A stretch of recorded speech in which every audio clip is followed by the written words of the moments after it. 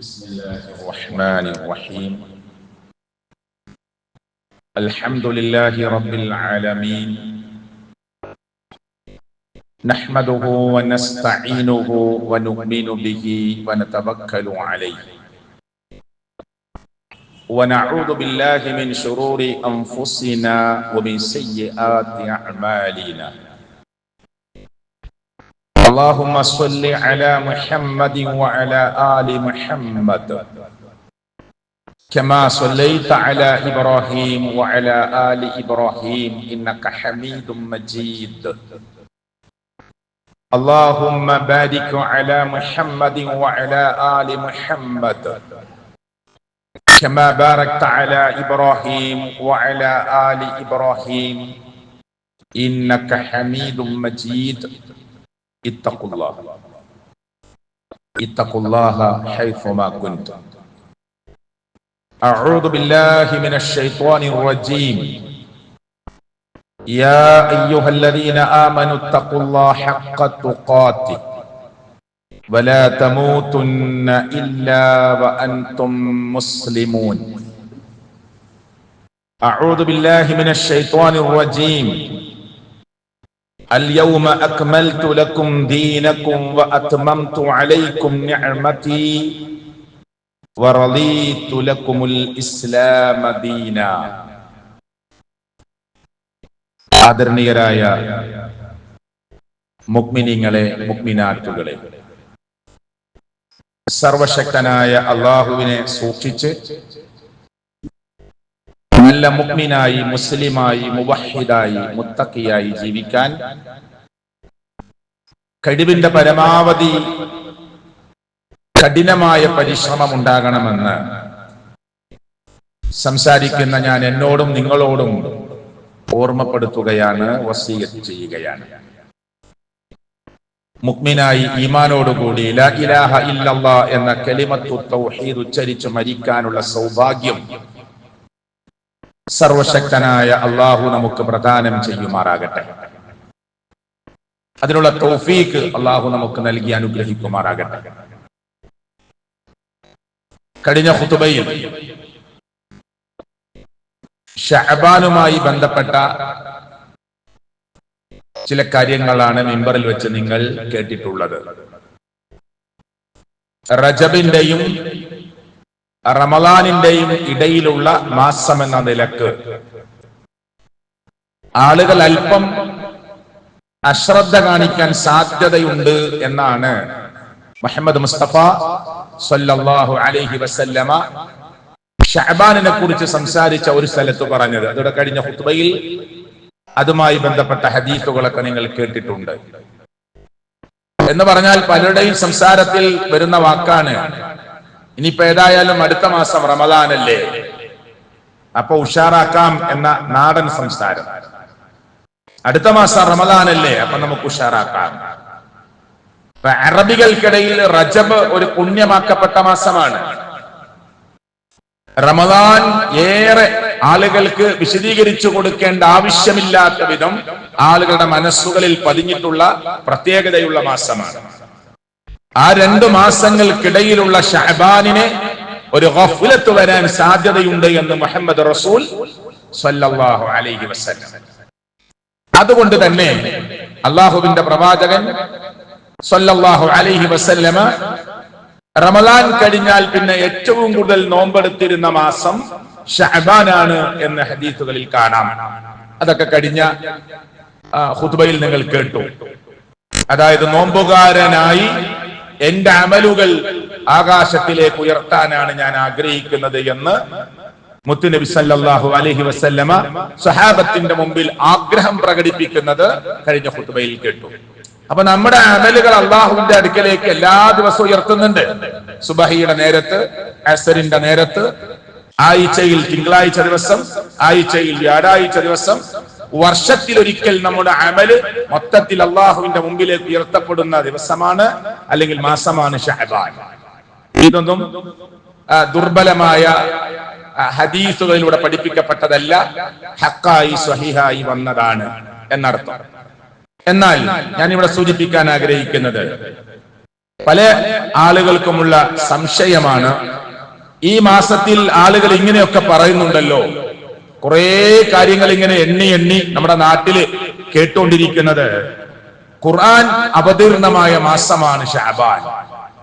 അള്ളാഹു ആ പറയുന്നവർക്ക് പുറത്തു കൊടുക്കുമാറാകട്ടെ. കാരണം ഖുർആനിൽ തന്നെ കൃത്യമായി അള്ളാഹു തആല പറഞ്ഞതാണ്. എന്നാലും ഖുർആന് കൊണ്ട് നസ്സായി തെളിയിക്കപ്പെട്ട ഒരു കാര്യമാണെങ്കിലും പാവപ്പെട്ട മുസ്ലിങ്ങളോട് ഇതിന് നേരെ വിപരീതാർത്ഥത്തിൽ പഠിപ്പിച്ചു കൊടുക്കുന്ന ദുഃഖകരമായ സങ്കടകരമായ ഒരു അവസ്ഥ ലോകത്ത് കാണുന്നുണ്ട്. ഞാൻ അതിലേക്ക് വിശദീകരിച്ചു പോകാൻ ആഗ്രഹിക്കുന്നില്ല. നമുക്കൊക്കെ അറിയുന്ന ആയത്തിന്റെ കഷ്ണം ഒന്ന് ഓർത്ത് നോക്കൂ. ഷഹ്റു റമളാനല്ലദീ ഉൻസില ഫീഹിൽ ഖുർആൻ.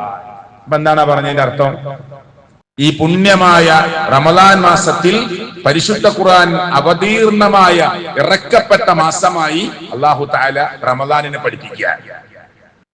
എന്നിട്ട് ആളുകളോട് വഅലിന്റെ സദസ്സിൽ, ആയിരങ്ങൾ തടിച്ചുകൂടുന്ന സദസ്സിൽ ഈ ശഅബാനിനെ ഖുർആൻ അവതീർണമായ മാസമായി പരിചയപ്പെടുത്തി കൊടുക്കുകയാണ്. തെറ്റായ മെസ്സേജുകൾ ഒരിക്കലും നമ്മൾ ആളുകളുടെ മുന്നിലേക്ക് കൊടുക്കാൻ പാടില്ല. റജബിനെ കുറിച്ച് നമ്മൾ ഈ മിമ്പറിൽ വിശദീകരിച്ചപ്പോ മിഅ്റാജിന്റെ ഒരു നോമ്പ് എന്ന് പറയുന്ന ഒരു നോമ്പ് ഇല്ല എന്ന് നമ്മൾ കൃത്യമായി അതിൽ പണ്ഡിതന്മാർ പറഞ്ഞിട്ടുള്ള ഇബാറത്തുകൾ വെച്ച് നമ്മൾ ഇവിടെ ബോധ്യപ്പെടുത്തിയതാണ്. പക്ഷെ ആളുകൾക്ക് ഇഷ്ടം ഏതാണ്? ഇല്ലാത്ത നോമ്പ് അനുഷ്ഠിക്കാനാണ്. നിങ്ങളുടെയൊക്കെ നാട്ടിലും നിങ്ങളുടെയൊക്കെ അയൽവാസികളുടെ ആ ജീവിത രീതിയിലൊക്കെ നിങ്ങൾ പരിശോധിച്ചാൽ കാണാം. ഞാൻ പറഞ്ഞിരുന്നു അന്ന് തിങ്കളാഴ്ച നോമ്പ് സ്വഹീഹായ ഹദീസ് കൊണ്ട് തെളിയിക്കപ്പെട്ട വളരെ പ്രബലമായ ഹദീസുകൾ കൊണ്ട് സുന്നത്താക്കപ്പെട്ട നോമ്പാണേത്? തിങ്കളാഴ്ച നോമ്പ്, വ്യാഴാഴ്ച നോമ്പ്, അറബി മാസം 13, 14, 15 നോമ്പ്. അത് കേരളത്തിലെ മഹാഭൂരിപക്ഷം വരുന്ന മുസ്ലിങ്ങളും എടുക്കാറുണ്ടോ? അങ്ങനെ ഒരു ചർച്ചയേ ഇല്ല. കാരണം എന്താ? അത് സ്വഹീഹായി വന്നതാണ്. അത് മറപ്പിക്കാനാണ് പിശാച് പണിയെടുക്കുക. അതിൽ ചർച്ച ഉണ്ടാവാതിരിക്കാനാണ് ശൈത്താൻ ഇടപെടുക. അതുകൊണ്ട് തിങ്കളാഴ്ച നോമ്പിനെ കുറിച്ച് ചർച്ചയില്ല. മദ്രസ കുട്ടികളുടെ ഉമ്മമാർക്കിടയിൽ ചർച്ചയില്ല. വ്യാഴാഴ്ച നോമ്പിനെ കുറിച്ച് മദ്രസ രക്ഷിതാക്കളെ പ്രത്യേക മീറ്റിംഗ് വിളിച്ച് നിങ്ങളൊന്ന് ഈ സുന്നത്ത് നോമ്പ് എടുക്കുന്ന പറഞ്ഞ ചർച്ചയോ വഴലോ ഇല്ല. എന്നാ മെഹറാജിന്റെ നോമ്പോ അത് ഒറ്റ സ്വഹീഹ് ഹദീസ് പോലും വന്നിട്ടില്ല എന്ന് മാത്രമല്ല, വന്ന ഹദീസ് കെട്ടിച്ചമച്ചുണ്ടാക്കിയ ഹദീസാണ്. ഞാൻ ഉദാഹരണം വരെ പറഞ്ഞിരുന്നു. തണ്ണിമത്തൻ തിന്നാൽ സ്വർഗത്തിൽ പോകുമെന്ന് പറഞ്ഞ ഹദീസാണെന്ന് തോന്നിപ്പിക്കുന്ന വിധത്തിൽ ചില ആളുകൾ കെട്ടിച്ചമച്ചുണ്ടാക്കിയ ഹദീസുണ്ട്. മൻ അക്കലൽ ബിത്തീഖ ദഖലൽ ജന്ന. തണ്ണിമത്തൻ തിന്നവൻ സ്വർഗത്തിലാണ്. ആ കച്ചവടക്കാർ കെട്ടിച്ചമച്ചുണ്ടാക്കിയതാണ്. ഇതുപോലെ കെട്ടിച്ചമച്ചുണ്ടാക്കിയ ഹദീസ് അല്ലാതെ സ്വഹീഹായ ഒറ്റ ഹദീസുമില്ല മിഅ്റാജ് നോമ്പിനെ കുറിച്ച് പറയുന്നത്. പക്ഷെ ആളുകൾക്ക് ഇഷ്ടം ആ ഇല്ലാത്ത നോമ്പെടുക്കാനാണ്. അതുപോലെയാണ് ഇപ്പൊ ബറാഅത്ത് നോമ്പ് എന്ന് പറഞ്ഞിട്ട് ഒരു രാവും ഒരു നോമ്പും പ്രത്യേകമായ സ്പെഷ്യൽ പരിശുദ്ധ ഖുർആനിന്റെ പാരായണം. എന്തൊക്കെയാണ് പറയുന്നത്? ചില നോട്ടീസുകളിൽ അച്ചടിച്ചു വരുന്നുണ്ട്. ഈ മാസത്തിന്റെ പ്രത്യേകത നിങ്ങൾക്കറിയുമോ മുസ്ലിങ്ങളെ? ഇത് ഖുർആൻ ആദ്യമായി അവതരിപ്പിക്കപ്പെട്ട മാസമാണ്. പോരാ, പ്രത്യേകമായ ഒരു രാവിനെ പഠിപ്പിക്കുകയും ആ രാവിൽ പ്രത്യേകമായി ഖുർആൻ പാരായണം ചെയ്യണമെന്ന് മുത്തുനബി പഠിപ്പിച്ച മാസമാണ്. എവിടെയാണ് അങ്ങനെ ഒരു ഹദീസ് ഉള്ളത്? പോരാ, ആ രാവിന്റെ പിറ്റേ ദിവസം പകലിൽ നോമ്പെടുക്കൽ പ്രത്യേക സുന്നത്താണ്. വിധി നിർണയത്തിന്റെ രാവാണ്. അന്ന് നിങ്ങൾ പ്രത്യേകമായ ഖബർ സിയാറത്ത് നടത്തണം. അത് അള്ളാഹുവിന്റെ പ്രവാചകൻ പഠിപ്പിച്ചതാണ്. ഖബറുകളെ സന്ദർശിക്കുവാനുള്ള സിയാറത്ത് ടൂറിന് പ്രത്യേകതയുണ്ട് എന്ന് നോട്ടീസുകളിൽ പഠിപ്പിക്കുകയാണ്. സ്പെഷ്യൽ നമസ്കാരമുണ്ട് എന്ന് പഠിപ്പിക്കുകയാണ്. സൂറത്ത് യാസീനും സൂറത്ത് ദുഖാനും നിങ്ങൾ പ്രത്യേകമായി പാരായണം ചെയ്യണമെന്ന് നോട്ടീസുകളിലൂടെ പഠിപ്പിക്കുകയാണ്. അന്ന് ഭക്ഷണങ്ങൾ നിങ്ങൾ വിതരണം ചെയ്യണം, ചീരണികൾ കൊടുക്കണം, മധുരപലഹാരങ്ങൾ കൊടുക്കണം. ഇതൊക്കെയാണ് നോട്ടീസുകളിൽ അച്ചടിച്ചു വരുന്നത്. ഞാൻ ഈ ചോദിക്കുന്നത്, ഇങ്ങനെയുള്ള ഒരൊറ്റ സംഭവവും അള്ളാഹുവിന്റെ പ്രവാചകൻ മുഹമ്മദ് മുസ്തഫ സ്വല്ലല്ലാഹു അലൈഹി വസല്ലമ എന്നെയോ നിങ്ങളെയോ അല്ല, ലോക മുസ്ലിങ്ങൾ പഠിക്കാൻ വേണ്ടിയുള്ള ഒരൊറ്റ സ്വഹീഹായ ഹദീസിലും വന്നിട്ടില്ല. അതുകൊണ്ടാണ് ഞാൻ നേരത്തെ പറഞ്ഞത്, വന്നതെടുക്കാൻ മുസ്ലിങ്ങൾക്ക് എന്തോ മടിയാണ്. ഇല്ലാത്തത് ഉണ്ടാക്കിയെടുക്കാൻ അവിടെ പല ആളുകളുടെയും വലിയ പ്രേരണകൾ ഉണ്ടാവുകയാണ്. ഞാൻ ഈ ഖുത്ബയിൽ ആകെ നിങ്ങളെ ഓർമ്മപ്പെടുത്താൻ ആഗ്രഹിക്കുന്നത് ഓതിവെച്ച ആയത്ത്, ആ ആയത്തിന്റെ അർത്ഥം, അതിനോട് ഉപോത്ഭകമായി പറയാവുന്ന ഒന്ന് രണ്ട് ഹദീസുകൾ. മഹാനായ മുഫസ്സിർ ഇമാം ഇബ്നു കതീർ റഹ്മത്തുള്ളാഹി അലൈഹി ഈ ആയത്തിന് കൊടുത്ത വിശദീകരണം ഇതാണ് ഞാൻ ഈ ഖുത്ബയിൽ കേൾപ്പിക്കാൻ ആഗ്രഹിക്കുന്നത്. അത് എന്തിനാ കേൾപ്പിക്കുന്നത്? ഇനി ഒരു ബറാഅത്ത് രാവ്, ബറാഅത്ത് നോമ്പ്, അല്ലെങ്കിൽ ഈ മെഹറാജിന്റെ നോമ്പ്, അല്ല വേറെ ഏതെങ്കിലും നോമ്പ്, എന്തുമാകട്ടെ, നോമ്പാവാം, ദിക്റാകാം, പ്രത്യേക നിസ്കാരമാകാം, പ്രത്യേക സ്വലാത്താവാം, എന്തും നമുക്ക് ചെയ്യണമെങ്കിൽ നമ്മുടെ ബേസ് എന്താണ്? അള്ളാഹുവിന്റെ പ്രവാചകൻ മുഹമ്മദ് മുസ്തഫ സ്വല്ലല്ലാഹു അലൈഹി വസല്ലമ നമ്മളെ പഠിപ്പിക്കണം. ഇത് മനസ്സിലായാൽ പിന്നെ നമുക്ക് ഡൗട്ട് തീർന്നു. അതുകൊണ്ടാണ് നമ്മൾ എല്ലാവരും കേൾക്കുന്നത്. റസൂൽ സല്ലല്ലാഹു അലൈഹി വസല്ലം പറഞ്ഞു, ഖൈറുക്കും ഖർനി, എന്റെ നൂറ്റാണ്ടാണ് ഏറ്റവും നല്ല നൂറ്റാണ്ട്. സുമ്മല്ലദീന യലൂനഹും, പിന്നെ അതിനോട് ചേർന്നുള്ള നൂറ്റാണ്ട്. സുമ്മല്ലദീന യലൂനഹും, ഇസ്ലാമിന്റെ ബേസാണ് ഞാൻ പറയുന്നത്. ഇവിടെ നിന്നുകൊണ്ടാണ്, ഈ പ്ലാറ്റ്ഫോമിൽ നിന്നുകൊണ്ടാണ് ഇസ്ലാമിന്റെ കർമ്മങ്ങളെ, ആചാരങ്ങളെ, അനുഷ്ഠാനങ്ങളെ നമ്മൾ ഒബ്സർവ് ചെയ്യേണ്ടത്, നിരീക്ഷിക്കേണ്ടത്. ഉണ്ടോ? മുത്തുനബി സല്ലല്ലാഹു അലൈഹി വസല്ലം പഠിപ്പിച്ചതിലുണ്ടോ? സഹാബത്ത് പഠിച്ചതിലുണ്ടോ? നമുക്ക് സ്വീകരിക്കാം. അവർക്കാർക്കും അറിയില്ല ഈ കാര്യം, നമുക്ക് സ്വീകരിക്കാൻ പറ്റൂല. അങ്ങനെ ഒരു ആചാരം ഇസ്ലാമിലില്ല. ഇത് ഞാൻ പറയില്ല, ഈ ഞാൻ ഓതി വെച്ച ആയത്തേതാ? അൽ യൗമ അക്മൽതു ലക്കും ദീനക്കും വഅത്മംതു അലൈക്കും നിഅമതി വറദീതു ലക്കുമുൽ ഇസ്ലാമ ദീനാ. സൂറത്ത് മാഇദയിലെ 3-ാമത്തെ ആയത്ത്. അതിന്റെ തഫ്സീർ നിങ്ങൾ വീട്ടിൽ നിന്ന് നിങ്ങൾക്ക് ഇഷ്ടപ്പെട്ട ഖുർആനിന്റെ പരിഭാഷകൾ എടുത്ത്, ഖുർആനിന്റെ വിവരണങ്ങൾ എടുത്ത്, അതിന്റെ വ്യാഖ്യാന ഗ്രന്ഥങ്ങൾ എടുത്ത് നിങ്ങൾ വായിക്കണം. ഈ ആയത്തിനെ വിശദീകരിച്ചിട്ട് ഷാഫി മദ്ഹബിലെ പ്രമുഖ മുഫസ്സിറായ ഇമാം ഇബ്നു കതീർ റഹ്മത്തുള്ളാഹി അലൈഹി പറയുന്ന വാക്ക് നിങ്ങൾ ശ്രദ്ധിച്ച് കേട്ടോളൂ. അത് മതി ഈ ഖുത്ബയിൽ നമുക്ക് പഠിക്കാൻ. അതാണ് ഇസ്ലാമിന്റെ ബേസ്. അദ്ദേഹം പറയാണ്, ഫലാ ഹലാല ഇല്ലാ മാ അഹല്ലഹു, അല്ലാഹു ഹലാലാക്കിയത്, അള്ളയാണ് ദീനിനെ പൂർത്തിയാക്കി തന്നത്. മുഅ്മിനീങ്ങൾക്ക് മുത്തുനബിയുടെ മുന്നിൽ പടച്ച റബ്ബ്, ലോകത്തിന്റെ രക്ഷിതാവ്, ഈ ദീനിനെ പൂർത്തിയാക്കി തന്നു. ആ റബ്ബ് മുത്തുനബിയിലൂടെ നമുക്ക് എന്ത് ഹലാലാക്കി തന്നോ അതാണ് ഹലാല്. വേറൊന്നും നമുക്ക് ഹലാലല്ല. എന്തൊക്കെ നമുക്ക് ഹലാലാണോ മുമ്പേ പറഞ്ഞിട്ടുണ്ട്. നമുക്ക് ഏതൊക്കെ പക്ഷികളെ തിന്നാം?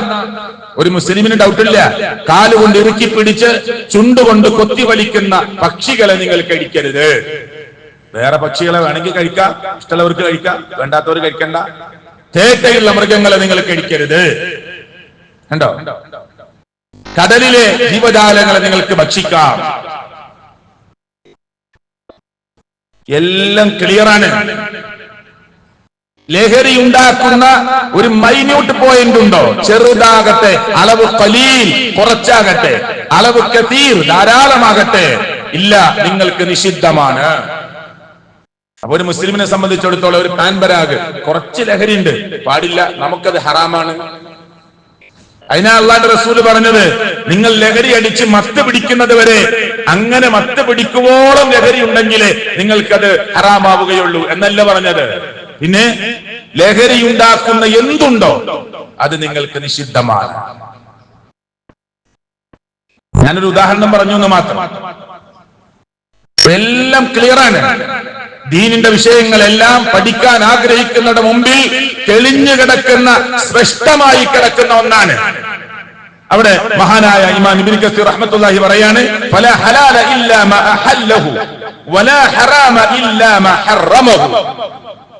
അല്ലാഹ് എന്ത് ഹലാലാക്കിയോ അത് ഹലാല്, റബ്ബ് എന്ത് നിഷിദ്ധമാക്കിയോ മുത്തുനബിയിലൂടെ നമുക്ക് പഠിപ്പിച്ചു തന്നോ അത് നിഷിദ്ധം. വലാ ദീന ഇല്ലാ മാ ശറഅഹു, റബ്ബ് മതമായി നമ്മളെ പഠിപ്പിച്ചോ അത് ദീന്, അതല്ലാത്തത് ദീനല്ല. വകുല്ലു ശൈഇൻ അഖ്ബറ ബിഹി, റബ്ബ് എന്തൊക്കെ നിങ്ങൾക്ക് പഠിപ്പിച്ചു തന്നിട്ടുണ്ടോ, മുഹമ്മദ് മുസ്തഫ സല്ലല്ലാഹു അലൈഹി വസല്ലമയിലൂടെ എന്തൊക്കെ കാര്യങ്ങളാണോ നിങ്ങൾക്ക് പഠിപ്പിച്ചു തന്നിട്ടുള്ളത്, വഹുവ ഹഖ്ഖുൻ, അത് ഹഖാണ്, സത്യമാണ്. വസിദ്ഖുൻ, അത് സത്യമാണ്, ഹഖാണ്, യാഥാർത്ഥ്യമാണ്. ലാ കദിബ ഫീഹി വലാ ഖുൽഫ്, അതിൽ അബദ്ധമോ കളവോ ഉണ്ടാവുകയില്ല. അങ്ങനെ എന്തൊക്കെ വ്യാഖ്യാനങ്ങളുണ്ട്. മുസ്ലിങ്ങളുടെ കൂട്ടത്തിൽപ്പെട്ടവർക്ക് തന്നെ സ്വഹീഹായ ഹദീസാന്ന് കണ്ടാൽ പിന്നെ ഡൗട്ടാ, അത് പാടില്ല. അള്ളാഹ് എന്ത് മുത്തുനബിയിലൂടെ നമുക്ക് പഠിപ്പിച്ചെന്നോ അതിൽ പിന്നെ കളവുണ്ടാവില്ല. അത് സ്വഹീഹാണോ എന്ന് അന്വേഷിക്കാം. സംസം വെള്ളത്തിന് പ്രത്യേകതയുണ്ട്. ആരാ പറഞ്ഞത്? അള്ളാഹ് നബിക്ക് പഠിപ്പിച്ചു കൊടുത്തതാണ്. മുഹമ്മദ് മുസ്തഫ സല്ലല്ലാഹു അലൈഹി വസല്ലം സ്വഹാബത്തിന് പഠിപ്പിച്ചു കൊടുത്തതാണ്. സ്വഹാബത്ത് താബീങ്ങൾക്ക് കൈമാറിയതാണ്. ലോകത്ത് ഇന്നും അത് കൈമാറി വരുന്നതാണ്. അപ്പോ സ്വഹീഹായ ഹദീസിൽ അത് വന്നിട്ടുണ്ടോ? ഉണ്ടെങ്കിൽ ഒരു വിശ്വാസി പിന്നെ ആ വെള്ളത്തിന് ഇപ്പൊ എന്താ പ്രത്യേകത ചോദിക്കാൻ പാടില്ല. അതിന് പ്രത്യേകത ഉണ്ട്. ആര് പറഞ്ഞതാണ്? അള്ളാഹ് പഠിപ്പിച്ചതാണ്. അതാ വിശ്വാസിയുടെ നിലപാട്. ഖബർ ശിക്ഷയുണ്ട്. ആര് പഠിപ്പിച്ചതാ? അല്ലാഹു തആല മുത്തുനബിയുടെ പഠിപ്പിച്ചതാണ്. മുത്തുനബി സല്ലല്ലാഹു അലൈഹി വസല്ലം സഹാബത്തിന് കൈമാറിയതാണ്. സ്വഹീഹായ ഹദീസുണ്ട്. ഖബർ ശിക്ഷയിൽ നിന്ന് രക്ഷ കിട്ടാൻ വേണ്ടി പ്രാർത്ഥിക്കണമെന്ന് പറഞ്ഞിട്ടുണ്ട്. അപ്പൊ പിന്നെ സ്വപ്നായി കൂടെ വ്യാഖ്യാനിക്കാൻ പാടില്ല. അവിടെ നിൽക്കണം ഒരു വിശ്വാസി, അവിടെ നിലയുറപ്പിക്കണം. പിന്നെ നമ്മുടെ ഒരു വക, നമ്മുടെ ഒരു ഇഷ്ടത്തിന്, നമ്മുടെ ബുദ്ധിക്കനുസരിച്ച് ദീനിനെ നമുക്ക് വ്യാഖ്യാനിക്കാൻ പാടില്ല. ളുഹ്ർ 4 ആണ്, അസർ 4, മഗ്രിബ് 3, ഇശാ 4, സുബഹി 2. രൂപങ്ങളെല്ലാം ഒന്നാ. നിസ്കാരത്തിന്റെ രൂപമൊക്കെ ഓരോ റക്അത്തുകൾ ഇങ്ങനെയാണ് ഒക്കെ പഠിപ്പിച്ചിട്ടുണ്ട്. അതിൽ പിന്നെ നമുക്കൊന്ന് മാറി ചിന്തിക്കാനോ വെട്ടിച്ചുരുക്കാനോ കുറക്കാനൊന്നും പാടില്ല. യാത്രയിൽ അള്ളാഹ് അനുവദിച്ച അനുവാദം എടുക്കാം എല്ലാം. അപ്പൊ പിന്നെ അതിൽ കളവുണ്ടാവുകയില്ല. അത് ഹഖാണ്, അത് സിദ്ഖാണ് എന്നൊരു വിശ്വാസിക്ക് വിശ്വാസം ഉണ്ടാകണം എന്നതാണ് ഈ ആയത്തിനെ നിങ്ങൾക്ക് ദീന് പൂർത്തിയാക്കി തന്നിരിക്കുന്നു എന്ന് അള്ളാഹു പറഞ്ഞ ആയത്തിനെ വിശദീകരിച്ചുകൊണ്ട് മഹാനായ ഇമാം ഇബ്നു കത്തീർ റഹ്മത്തുള്ളാഹി അലൈഹി ഈ ആയത്തിന് വിശദീകരണം നൽകുന്നത്. വീണ്ടും അദ്ദേഹം പറയാണ്, അഖ്ബറല്ലാഹു നബിയഹു, അല്ലാഹു തആല മുത്തുനബി സല്ലല്ലാഹു അലൈഹി വസല്ലമയെ അറിയിച്ചു, വൽ മുഅ്മിനീൻ, മുഅ്മിനീങ്ങളെയും അറിയിച്ചു. എന്ത്? അന്നഹു അക്മല ലഹുൽ ഈമാന, അവർക്കിതാ അല്ലാഹു തആല അവരുടെ ഈമാനിനെ, വിശ്വാസത്തെ ദാ ഇവിടെ പൂർത്തിയാക്കി തന്നിരിക്കുന്നു. ഈ ആയത്തിന് വിശദീകരണം പറയാണ്. ഇനിയോ ഫലാ യഹ്താജൂന ഇലാ സിയാദത്തിൻ അബദ, ഇനി ആ ദീനിലേക്ക് ഒന്നും കൂട്ടാൻ യാതൊരു ആവശ്യവും നിങ്ങൾക്കില്ല, അല്ലെങ്കിൽ അവർക്കില്ല. ദീനിലേക്ക് ഇനി ഒന്ന് കൂട്ടാൻ. അങ്ങനെയാണ് നമ്മളെ നാട്ടിലെ മുസ്ലിങ്ങൾ ധാരാളം. നമ്മൾ തന്നെ സാധാരണക്കാർ ചോദിക്കും, അതിപ്പോ അവിടെ ഒരു ഖുർആൻ ഓത്തല്ലേ, ഒരു ഖുർആൻ പാരായണല്ലേ, നല്ലൊരു കാര്യമല്ലേ, നമ്മളിപ്പോ എന്തിനാ അത് ചോദിക്കാൻ നിൽക്കുന്നത് എന്നാണ് ആളുകൾ പറയാ. തഫ്സീറുകളൊക്കെ പറയുന്നതോ അല്ലാഹു തആല മുത്തുനബി സല്ലല്ലാഹു അലൈഹി വസല്ലമയ്ക്ക് മുഅ്മിനീങ്ങൾക്ക് ദീനിനെ പൂർത്തിയാക്കി തന്നിരിക്കുന്നു. ഫലാ യഹ്താജൂന ഇലാ സിയാദത്തിൻ അബദ വഖദ് അത്തമ്മഹുല്ലാഹ്, അല്ലാഹു പൂർത്തിയാക്കി തന്നിരിക്കുകയാണ്. ഫലാ യൻഖുസുഹു, ഇനി അതിൽ നിന്ന് നിങ്ങൾ വെട്ടിക്കുറക്കാൻ പാടില്ല, അബദ, ഒരിക്കലും. കണ്ടോ, ക്ലിയർ ആണ്. രണ്ട് ഇബാറത്തുകളാണ് ഞാൻ ഇമാം ഇബ്നു കസീർ റഹ്മത്തുള്ളാഹി അലൈഹി ഈ ആയത്തിന് കൊടുത്ത് നിങ്ങളെ വായിച്ചു കേൾപ്പിച്ചത്. നമുക്ക് കൂട്ടാൻ പാടുണ്ടോ? ഇല്ല. ഇത് വെച്ചിട്ട് നിങ്ങൾ നേരത്തെ പറഞ്ഞ ഹദീസ് കൂടി വെച്ചിട്ട് ഖൈറുക്കും ഖർനി സുമ്മല്ലദീന യലൂനഹും സുമ്മല്ലദീന യലൂനഹും എന്ന ഈ ഹദീസും ഈ ആയത്തും സൂറത്ത് മാഇദയിലെ 3-ാമത്തെ ആയത്തും ഇപ്പോൾ ഞാൻ വായിച്ചു കേൾപ്പിച്ച മഹാനായ ഇമാം ഇബ്നു കസീർ റഹ്മത്തുള്ളാഹി അലൈഹിയുടെ ഈ വിശദീകരണം ഒക്കെ വെച്ചുകൊണ്ട് നമ്മുടെ വീട്ടിലും നമ്മുടെ നാട്ടിലും നടക്കുന്ന ആചാരങ്ങളെ ഒന്ന് പരിശോധനയ്ക്ക് വിധേയമാക്കി നോക്ക്. സാധാരണക്കാരോട് ഞാൻ സംസാരിക്കുകയാണ്. ബാപ്പ മരിച്ചു, അവിടെ നടക്കുന്ന ആചാരം 3-ന്റെ എന്നൊരു ആചാരം. കണ്ണൂക്ക് മുത്തുനബിക്ക് അറിയോ? ഇല്ല. സ്വഹാബത്തിന് അറിയോ? ഇല്ല. ഇമാമിങ്ങൾക്ക് അറിയോ? ഇല്ല. പിന്നെ ആരുണ്ടാക്കിയതാ? അപ്പൊ ആ ബേസിലേക്ക് മടങ്ങ്. ഖൈറുക്കും ഖർനി സുമ്മല്ലദീന യലൂനഹും സുമ്മല്ലദീന യലൂനഹും, ഏറ്റവും നല്ല നൂറ്റാണ്ട് എന്റെ നൂറ്റാണ്ട്, പിന്നെ തൊട്ടടുത്ത നൂറ്റാണ്ട്, പിന്നെ തൊട്ടടുത്ത നൂറ്റാണ്ട്. ആ നൂറ്റാണ്ടിൽ ഒരു കണ്ണൂക്ക് ഏർപ്പാടുണ്ടോ ഇസ്ലാമില്? ഇല്ല, ഇല്ല. നമ്മൾ ഭാരതത്തിൽ ഹൈന്ദവ ആചാരങ്ങൾ പലതും കടമെടുത്തിട്ടുണ്ട്. ഇവിടെ ഹൈന്ദവരായിരുന്നു, അല്ലെങ്കിൽ ആ അർത്ഥത്തിലുള്ള ചില സംസ്കാരങ്ങളിൽ മുന്നോട്ട് പോകുന്നവരായിരുന്നു.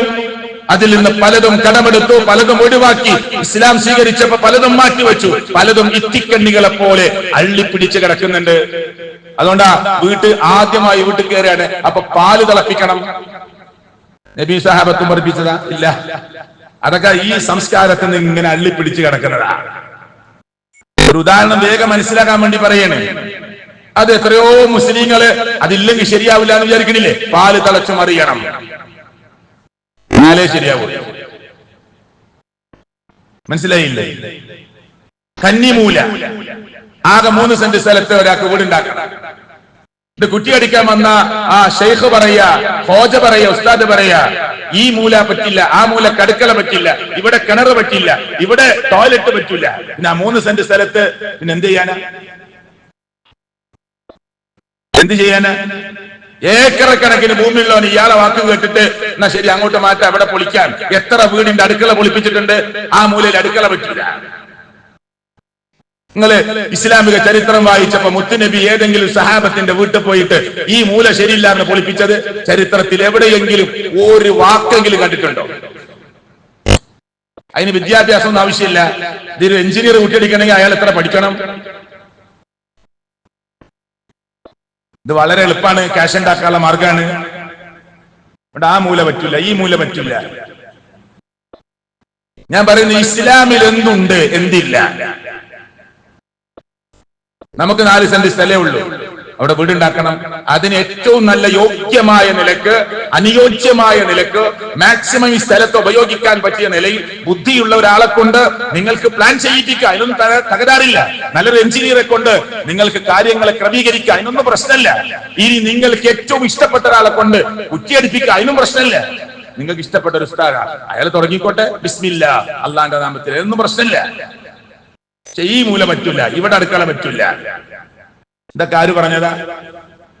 ഇതാര് പറഞ്ഞതാ? ഞാൻ പറഞ്ഞു, എന്തുണ്ട് ഇസ്ലാമിൽ? ഇങ്ങനെ മനുഷ്യന്റെ ഇസ്ലാമായി ജീവിക്കാൻ, മുസ്ലിമായി ജീവിക്കാൻ വളരെ എളുപ്പമാണ്. പക്ഷേ ഇസ്ലാമിന് ഏറ്റവും കെട്ടിക്കൊടുക്കുള്ള മതമാക്കി മുസ്ലിം പണ്ഡിതന്മാരായി അറിയപ്പെടുന്ന പുരോഹിതന്മാർ ഈ മതത്തെ ആളുകൾക്കിടയിൽ ഒരു പ്രയാസമുള്ള മതമാക്കി നിർത്തി. എന്തൊക്കെ ആചാരങ്ങളാണ്? കല്യാണം കഴിഞ്ഞു പോയ പിറ്റേ ദിവസം അടുക്കള കാണാൻ വരിക. എന്തൊക്കെ ജില്ലയിലുള്ളതാ, ഇവിടെ എനിക്കറിയില്ല. പിറ്റേ ദിവസം അടുക്കള കാണാൻ വരിക എന്നൊരു പേരാണ്. എന്നിട്ട് എല്ലാവരും കൂടി കുറെ ബേക്കറി സാധനങ്ങൾ വാങ്ങി ഇവിടെ വരും, ഈ പെണ്ണ് പോയ വീട്ടിലേക്ക്, വരന്റെ വീട്ടിലേക്ക്. എന്നിട്ട് ജീവിതത്തിൽ ഇന്ന് വരെ ആരെങ്കിലും അടുക്കള കണ്ടിട്ടുണ്ടോ? ഇല്ല. മുറ്റത്തിട്ട പന്തലില് ഇരുന്ന് ഭക്ഷണം കഴിച്ചു പോവല.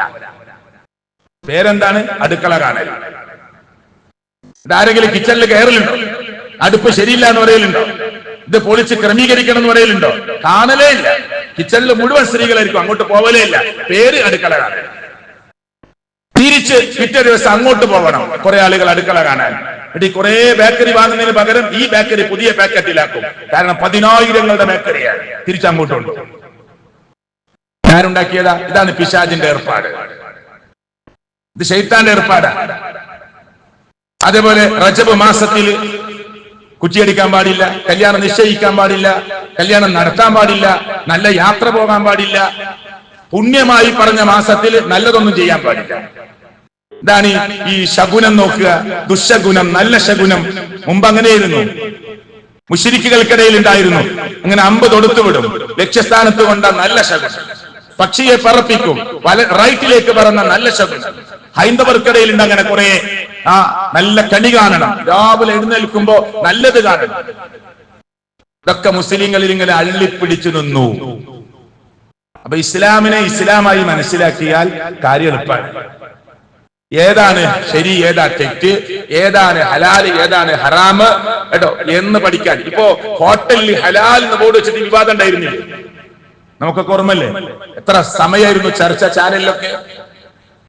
ഞാനൊരു സ്ഥലത്ത് എന്നോടൊരാള്, ഒരു ഹൈന്ദവ സഹോദരൻ ചോദിച്ചു, എന്താണ് നിങ്ങൾ ഈ പറയുന്ന ഹലാല് ഹറാമ്? ഞാൻ പറഞ്ഞു, നിങ്ങൾക്ക് സമയമുണ്ടോ? ഇല്ല, വളരെ 2 മിനിറ്റ് കൊണ്ട് ചുരുക്കി പറഞ്ഞു തരാം. ഞാൻ ചോദിച്ചു അദ്ദേഹത്തോട്, നിങ്ങളൊരാളെ, ഒരു പെണ്ണിനെ, ഒരു സ്ത്രീയെ കല്യാണം കഴിച്ചു, എന്നിട്ട് അവളുമായി നിങ്ങൾ ശാരീരിക ബന്ധത്തിൽ ഏർപ്പെട്ട് ജീവിക്കുന്നു, അത് ശരിയാണോ തെറ്റാണോ? അയാളോട് ശരിയാണ്. നിങ്ങൾ വിവാഹം കഴിക്കാതെ വേറൊരു സ്ത്രീ അടുക്കലേക്ക്, നിങ്ങളെ ഭാര്യ അറിയാതെ, നിങ്ങളുടെ അച്ഛനും അമ്മയും അറിയാതെ വേറെ അവിഹിത ബന്ധത്തിലേക്ക് പോയി, അത് ശരിയാണോ തെറ്റാണോ? അത് തെറ്റാണ്. അതിനാണ് ഹറാം എന്ന് ഇസ്ലാമിൽ പറയാ. ആദ്യത്തത് ഹലാല്, രണ്ടാമത്തെ ഹറാം. അപ്പൊ ക്ലിയർ ആയി. ഇപ്പൊ ക്ലിയറായി. ആദ്യത്തത് ഹലാല്, ഇത് ഹറാം. അതിന് അറബിയിൽ പറയുന്ന പേരാണ്. അത് എത്ര സമയ ചർച്ച ചെയ്യണത്. അപ്പൊ എല്ലാ സ്ഥലത്തും ഹലാലും ഹറാമുണ്ട്. ഒരു മൃഗത്തിന്റെ രക്തം ഒഴുകി പോകണം, ശാസ്ത്രം പറയുന്നു. അത് പിടിച്ചു കെട്ടരുത്, ആ രക്തം പുറത്തേക്ക് ഒഴുകണം. അപ്പൊ അള്ളാഹുവിന്റെ നാമം ഉച്ചരിച്ച് ഒരു മൃഗത്തെ മൂർച്ചയേറിയ കത്തി കൊണ്ട് വേഗത്തിലറുത്ത് അതിനെ തലപിരിച്ച് ഞെരിക്കലല്ല, ആ ശ്വാസം മുട്ടിച്ച് കൊല്ലലല്ല, പെട്ടെന്ന് മൂർച്ചയുള്ള കത്തി കൊണ്ട് അറുത്ത് അതിന് രക്തം ഒഴുകി പോകാൻ അവസരം കൊടുക്കണം. കയ്യും കാലും ഒരുപാട് സമയം കെട്ടിയിടരുത്. ഇങ്ങനെ കുറെ കാര്യങ്ങൾ പറഞ്ഞു. ഇസ്മായിൽ അലൈഹിസ്സലാത്തു വസ്സലാം തന്റെ വാപ്പാനോട് പോലും പറയുന്ന സന്ദർഭമുണ്ട്. മോനെ, നിന്നെ അറുക്കണമെന്ന് അള്ളാഹ് എനിക്ക് സ്വപ്നം കാണിച്ചിരിക്കുന്നു എന്ന് പറഞ്ഞപ്പോ തഫ്സീർ വായിച്ചു നോക്ക്. ഇസ്മായിൽ അലൈഹിസ്സലാത്തു വസ്സലാം തന്റെ വാപ്പയാകുന്ന ഇബ്രാഹിം നബിയോട് പറയുന്നത്, ഉമ്മാന്റെ അടുത്ത് നിന്ന് ദൂരെ കൊണ്ടുപോകണം, എന്നെ ചെരിച്ചു കിടത്തണം, എന്റെ കണ്ണിലേക്ക് നിങ്ങൾ നോക്കരുത്, കത്തി മൂർച്ച കൂട്ടണം, വേഗത്തിൽ അറുക്കണം എന്നൊക്കെയാണ്. നടന്നോ ഇല്ലേ എന്നുള്ള വേറെ. ഞാൻ ഒരു ഉദാഹരണം പറഞ്ഞുതരാം. അങ്ങനെ അറുത്ത മാംസം ഹലാലാണ്. അതല്ല വേറെ ഏതൊക്കെയോ ബഹുദൈവ വിശ്വാസത്തിന്റെ പേരില്, ഏതോ പൂജയുടെ പേരിൽ കിട്ടിയ ഭക്ഷണം, അത് മാംസാകണമെന്നില്ല, എന്തുമാവാം, പാനീയമാകാം, നമുക്ക് ഹലാലല്ല. ചർച്ച അങ്ങോട്ട് വഴിമാറി പോകേണ്ടതില്ല. ഞാൻ എന്തിനാണ് ഈ പറയുന്നത്? ദീന് പഠിക്കാൻ എളുപ്പമാണ്, പക്ഷെ ഈ ബേസിൽ നമ്മൾ നിൽക്കണം. അത് നിൽക്കാതെ ഞാൻ പ്രവാചകൻ സല്ലല്ലാഹു അലൈഹി വസല്ലം പറഞ്ഞ 1-2 ഹദീസുകൾ വേഗത്തിൽ പറയാം. പ്രവാചകൻ പറയാണ്, മൻ ആമില അമലൻ, ഒരാൾ ഒരു പ്രവർത്തനം ചെയ്തു, ലൈസ അലൈഹി അംറുനാ, ആ പ്രവർത്തനത്തിന്റെ മേൽ നമ്മുടെ കൽപ്പനയില്ല, ഫഹുവ റദ്ദുൻ, അത് റദ്ദാണ്, തള്ളപ്പെടേണ്ടതാണ്. വിശദീകരിക്കാതെ അർത്ഥം മനസ്സിലായില്ലേ? മൻ അമില അമലൻ, ഒരാൾ ഒരു പ്രവർത്തനം ചെയ്തു, ആ പ്രവർത്തനത്തിന്റെ മേൽ ലൈസ അലൈഹി അംറുനാ, ആ പ്രവർത്തനം ചെയ്യാൻ നമ്മുടെ കൽപ്പനയില്ല. ദീനിന്റെ കാര്യമാണ്. നിങ്ങളെ ബെഡ്റൂം വലിപ്പം കൂട്ടണോ കൂട്ടണ്ടേ, അത് നിങ്ങളെ ഇഷ്ട. നിങ്ങൾക്ക് 4 റൂമുള്ള വീട് വേണോ, 5 ബെഡ്റൂമുള്ള വീട് വേണോ, അത് നിങ്ങളെ ഇഷ്ട. ദൂർത്താവരുതെന്ന് മാത്രം. ആളുകൾ ഉണ്ടെങ്കിൽ വലിയ വീട് ഉണ്ടാക്കാം, അതിലൊന്നും തർക്കമില്ല. നിങ്ങളുടെ 10 പേരുടെ താമസിക്കുന്ന ആളുകൾക്കിടയിലേക്ക് ഒരു റോഡ് വെട്ടുകയാണ്. അത് 12 അടി വീതി വേണോ, 20 അടി വീതി വേണോ, നിങ്ങൾ എല്ലാവരും ചർച്ച ചെയ്ത് തീരുമാനിക്കാം. പക്ഷെ ദീനിന്റെ കാര്യം, നാളെ മുതൽ നമ്മുടെ പള്ളിയിൽ ഒരു സ്പെഷ്യൽ നിസ്കാരം തുടങ്ങുകയാണ്. അത് കമ്മിറ്റിയും പ്രസിഡന്റും സെക്രട്ടറിയും പൈസ ഉള്ള ആളും കൂടി തീരുമാനിക്കാൻ പറ്റൂല. അവിടെ അപ്പൊ ചോദിക്കണ ഒരാള്, അങ്ങനെ നിസ്കാരം ആരാണ് പഠിപ്പിച്ചത്? അതിനാണ് തെളിവ് വേണം, ഹദീസ് വേണം. അപ്പൊ അവിടുത്തെ ഇമാമ് പറയും, അത് അള്ളാഹുവിന്റെ പ്രവാചകൻ ചെയ്തിട്ടുണ്ട്, എന്നാ നമുക്ക് ചെയ്യാം. തെളിവ് അവിടെ. അതിനാ ഞാൻ നേരത്തെ ചോദിച്ചത്. കണ്ണൂക്ക് നടത്തുമ്പോ നമ്മള് ആ നടത്തുന്ന ഉസ്താദിനോട് ആ സദസ്സിൽ വെച്ച് ചോദിക്കണ്ട, സ്വകാര്യമായിട്ട് വളരെ സന്തോഷത്തോടുകൂടി സൗമ്യമായി ചോദിക്കുക, ഇങ്ങനെ ഒരു കണ്ണൂക്ക് അള്ളാന്റെ നബി സല്ലല്ലാഹു അലൈഹി വസല്ലം, സഹാബാക്കിറാം 100,000 വരുന്ന സഹാബികൾ, ഒരു സഹാബി പറഞ്ഞാൽ മതി. 100,000 സഹാബി വേണ്ട, 10 സഹാബി വേണ്ട, 5 സഹാബി വേണ്ട, ഒരു സഹാബി ഇങ്ങനെ ഒരു കണ്ണൂക്ക് നടത്തിയത് ഏതെങ്കിലും ഒരു കിതാബിലുണ്ടോ? അപ്പൊ ഉസ്താദിന്റെ മറുപടി, നിനക്കെന്തോ അസുഖം തുടങ്ങിയിട്ടുണ്ട്. മനസ്സിലായില്ലേ? നിനക്ക് മറ്റേ സൂക്കട് തുടങ്ങിയിട്ടുണ്ട്. ഏതാണ് സൂക്കട്? അതാണ് ഈ പ്രസ്ഥാനത്തിൽ നിന്ന് നീ പുറത്തു പോവാണ് എന്നൊരു തോന്നലാണ്. അതിനകത്താ മറുപടി പറയാം. അല്ല, പറയണം. അപ്പൊ ഞാൻ ഈ മിമ്പർമെന്ന് ഇറങ്ങുമ്പോൾ നിങ്ങൾക്ക് ഒരു സംശയമുണ്ട് ഞാൻ പറഞ്ഞ കാര്യത്തിൽ. ഞാൻ അതിന് മറുപടി പറയാൻ ബാധ്യസ്ഥനാണ്. അങ്ങനെ ഒരാണ്ട് നടത്തുക, അതിനെവിടെ തെളിവ്? ഓരോ മരിച്ചുപോയ ആളുകളുടെ ആ ഓരോ വർഷം ഇങ്ങനെ കടന്നു വരുമ്പോ, അത് മാർച്ച് 10-ന്, ഏപ്രിൽ 2-ന്, അതല്ലെങ്കിൽ മെയ് 15-ന് അതിലൊരു ആണ്ട് നടത്താൻ, അങ്ങനെ ഒരു പ്രത്യേകമായ ആചാരം നടത്താൻ, പണ്ഡിതന്മാരെ എവിടെയാണ് അള്ളാഹുവിന്റെ പ്രവാചകൻ അങ്ങനെ നടത്തിയത്? സഹാബത്ത് നടത്തിയത്? താബീങ്ങൾ നടത്തിയത്? രേഖവാണ്. അപ്പൊ ഈ ഹദീസിന്റെ അർത്ഥം എന്താണ്? മൻ ആമില അമലൻ ലൈസ അലൈഹി അംറുനാ ഫഹുവ റദ്ദുൻ. അടുത്ത ഹദീസ് കേട്ടോളൂ. മൻ നഹ്ദസ ഫീ അംറിനാ ഹാദാ, ആരെങ്കിലും എന്റെ ദീനിൽ ഞാൻ നിങ്ങൾക്ക് പഠിപ്പിച്ചു തന്ന ഈ കാര്യത്തിൽ ആരെങ്കിലും വല്ലതും പുതുതായി ഉണ്ടാക്കിയാൽ, മാ ലൈസ ഫീഹി, അത് ഇതിൽ പെട്ടതല്ല, ഫഹുവ റദ്ദുൻ, അത് തള്ളേണ്ടതാണ്. എന്തിനാ ഇത്ര ക്ലിയർ ആയിട്ട് അള്ളാന്റെ പ്രവാചകൻ സല്ലല്ലാഹു അലൈഹി വസല്ലം പഠിപ്പിച്ചെന്നത്? ഇങ്ങനെ കൂട്ടുമാളുകള് ദീനിലേക്ക് പലതും കടത്തിക്കൂട്ടും. ദീനിലുള്ളത് ചെയ്തു പോകാൻ വളരെ എളുപ്പമാണ്. ഞാൻ നേരത്തെ നമസ്കാരം കേട്ടോ, ദീർഘമായി ഇരിക്കാൻ പറ്റുന്നവർ ദീർഘമായിരുന്നു പ്രാർത്ഥിക്കുക, പെട്ടെന്ന് പോവേണ്ടവർക്ക് പോവാം. അങ്ങനെ ആചാരങ്ങൾ, വിവാഹത്തിന്റെ മാമൂലുകൾ ഒന്നുമില്ലാത്ത നല്ല സുഖകരമായ വിവാഹങ്ങൾ, മരണവുമായി ബന്ധപ്പെട്ട ആചാരങ്ങൾ എല്ലാം ഉള്ളത് മാത്രം ചെയ്യാൻ ദീനിൽ എളുപ്പമാണ്. അതുകൊണ്ട് സൂക്ഷിക്കുക. ഇതൊരു ബേസാണ്. ഒരു ശഅബാൻ മാത്രമല്ല, ഒരു റജബ് മാത്രമല്ല, ഇതാണ് ഇസ്ലാമിന്റെ ബേസ് എന്ന് മനസ്സിലാക്കി ഹക്ക് ഹക്കായി പഠിക്കാനുള്ള പരിശ്രമം നമ്മൾ എല്ലാവരും നടത്തുക. അള്ളാഹു തൗഫീഖ് നൽകുമാറാകട്ടെ. അൽഹംദുലില്ലാഹ് വസ്സലാത്തു വസ്സലാമു അലാ റസൂലില്ലാഹി വഅലാ ആലിഹി വസഹ്ബിഹി അജ്മഈൻ. ഇത്തഖുല്ലാഹ്. അള്ളാഹുവിനെ സൂക്ഷിക്കണേ എന്ന് ഞാൻ എന്നോടും നിങ്ങളോടും ഒരിക്കൽ കൂടി ഓർമ്മപ്പെടുത്തുകയാണ്, വസിയത്ത് ചെയ്യുകയാണ്. നബി സല്ലല്ലാഹു അലൈഹി വസല്ലം പറയണേ, ദീർഘമായ ഹദീസിന്റെ ഒരു അവസാന ഭാഗം സമയത്തിന്റെ കുറവുകൊണ്ട് വായിക്കാം. ഞാൻ നേരത്തെ വായിച്ചു, മൻ അഹ്ദസ ഫീ അംരിനാ ഹാദാ മാ ലൈസ ഫീഹി ഫഹുവ റദ്ദ്. ഇനി പറയാം, ലഅനല്ലാഹ്, അല്ലാഹ് ശപിച്ചു, മൻ ആവാ മുഹ്ദിസൻ, ദീനിലേക്ക് പുതിയ കാര്യങ്ങൾ ഉണ്ടാക്കുന്നവനെ അല്ലാഹ് ശപിച്ചു.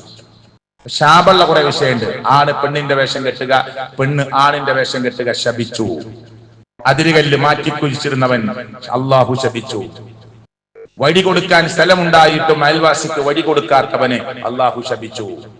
കുടിവെള്ളം മുടക്കിയവനെ അള്ളാഹ് ശപിച്ചു. അങ്ങനെ കുറെ ശാപമുണ്ട് അള്ളാന്റെ. അതിൽപ്പെട്ട ഒന്നാണ് ദീനിൽ ഒരു കാര്യം പുതുതായി ഉണ്ടാക്കുന്നവനെ അള്ളാഹു ശപിച്ചിരിക്കുന്നു. ഇത് അള്ളാന്റെതാ ദീന്. നമുക്കൊന്ന് കൂട്ടാനും കുറക്കാനും അവകാശമല്ല. ഇത് അള്ളാഹുവിന്റെ ദീനാണ്. അത് വിശ്വസിക്കുന്നവരാ മുസ്ലിങ്ങളെ. നിങ്ങൾ മുഹമ്മദ് നബിയിലേക്ക് വരൂ എന്നല്ല പറയേണ്ടത്. മുഹമ്മദ് നബി സല്ലല്ലാഹു അലൈഹി വസല്ലം അള്ളാഹു തെരഞ്ഞെടുത്ത സാധാരണ മനുഷ്യനല്ല, നമ്മെ പോലെ സാധാരണ മനുഷ്യനല്ല. മനുഷ്യനാണ്, മലക്കല്ല, ജിന്നല്ല. പക്ഷെ നമ്മേക്കാൾ എത്രയോ പ്രത്യേകതയുള്ള മഹാവ്യക്തിത്വമാണ്. ആ മുത്തി നബിയുടെ മതമാണ് ഇസ്ലാം എന്ന് പോലും പറയാൻ പാടില്ല. പിന്നെ അള്ളാന്റെ മതം. അത് പഠിപ്പിക്കാൻ വന്ന അള്ളാഹ് തെരഞ്ഞെടുത്ത പ്രവാചകനാണ് ആര്? മുഹമ്മദ് മുസ്തഫ സല്ലല്ലാഹു അലൈഹി വസല്ലം. അവിടെ ആളുകളെ നമ്മൾ ക്ഷണിക്കുന്നത് അള്ളാഹുവിന്റെ മതത്തിലേക്കാണ്. നിങ്ങള് ഓരോ വ്യക്തിയുടെ പ്രഭാവം കണ്ട് ക്ഷണിച്ചാൽ ആളുകളുടെ പോരായ്മ, നെഗറ്റീവുകൾ കണ്ടെത്തിയിട്ട് ആളുകൾ പറയും അയാൾ അങ്ങനെയാണല്ലോ. നമ്മൾ അയാളിലേക്കല്ല ക്ഷണിക്കുന്നത്, ഈ ദീനിലേക്കാണ് ക്ഷണിക്കുന്നത്. അതുകൊണ്ട് സഹോദരങ്ങളെ, ദീനായി മനസ്സിലാക്കുക. അതിനപ്പുറമുള്ളത് ഒരു പാറ, വലിയൊരു പാറയുടെ മുന്നിൽ ഒരു ആനയെ ഉണ്ടാക്കി അതിൽ നിന്ന് കൊത്തിയെടുക്കാൻ തീരുമാനിച്ച ഒരാളോട് ഒരു ഇന്റർവ്യൂവിൽ ചോദിച്ചു, നിങ്ങൾ എങ്ങനെയാണ് ഇത്രയും വലിയൊരു പാറയിൽ നിന്ന് നിങ്ങൾ ഒരു ആനയുടെ രൂപം കൊത്തിയെടുക്കുന്നത് വെച്ചപ്പോൾ അയാൾ പറഞ്ഞു, ഞാൻ ഈ പാറയിൽ കുറെ നേരം സൂക്ഷിച്ചു നോക്കും, ആനയല്ലാത്ത ഭാഗമെല്ലാം കൊത്തിക്കളയും, അപ്പോൾ ആനയാകും.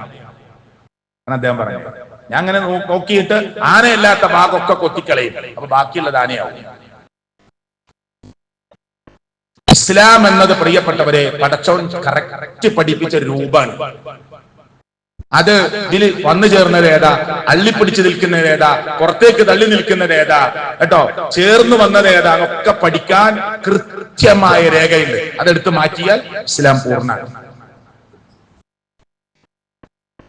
അള്ളാഹു പഠിക്കാനും മനസ്സിലാക്കാനുമുള്ള തൗഫീഖ് അള്ളാഹു പ്രദാനം ചെയ്യുമാറാകട്ടെ. ഒരാളോട് നമുക്ക് വാശിയല്ല, ഏതെങ്കിലും ആളുകളോട് ഹക്കായി പറയുന്നതിൽ നമുക്ക് ദുർവാശിയോ ഏതെങ്കിലും കടുത്ത പ്രയോഗങ്ങളോ അല്ല. ഹക്ക് മനസ്സിലാക്കണം. നമ്മുടെ ബന്ധുക്കൾ, നമ്മുടെ ബന്ധുമിത്രാദികൾ, നമ്മുടെ ജേഷ്ഠാനിയന്മാർ, നമ്മുടെ സഹോദരിമാർ, സുഹൃത്തുക്കൾ, മാതാപിതാക്കൾ, അള്ളാഹു അതിനുള്ള സൗഭാഗ്യം അള്ളാഹു പ്രദാനം ചെയ്യുമാറാകട്ടെ. അള്ളാഹുവേ, നിന്റെ ദീനിൽ ഉള്ളതുപോലെ നിർവഹിക്കുവാനുള്ള മഹാസൗഭാഗ്യം ഞങ്ങൾക്ക് നീ പ്രദാനം ചെയ്യണേ അള്ളാഹ്. ഞങ്ങളുടെ കൂട്ടത്തിൽ രോഗികളുണ്ട് റബ്ബേ. ഇവിടെ മിമ്പറിലേക്ക് കയറുമ്പോൾ ചില ആളുകൾ പ്രാർത്ഥിക്കാൻ പറഞ്ഞിട്ടുണ്ട്. വാപ്പയുടെ അസുഖത്തെ പറഞ്ഞവരുണ്ട്, ഉമ്മയുടെ അസുഖത്തെ പറഞ്ഞവരുണ്ട്, ഒരു സഹോദരന്റെ പെങ്ങൾ അബൂദാബിയിലുണ്ട്, ചില ചികിത്സകളിൽ ഹോസ്പിറ്റലിൽ പ്രയാസത്തിലാണ്. അങ്ങനെ പലരും ദുആ ചെയ്യാൻ പറഞ്ഞിട്ടുണ്ട്. അള്ളാഹുവേ, നിനക്കറിയും എല്ലാവരുടെയും മനസ്സ്, അവിടെ എല്ലാവരുടെയും സദുദ്ദേശങ്ങളെ നീ പൂർത്തീകരിച്ചു കൊടുക്കണേ അള്ളാഹ്. രോഗങ്ങളിൽ നിന്ന് ശമനം നൽകി അനുഗ്രഹിക്കണേ അള്ളാഹ്.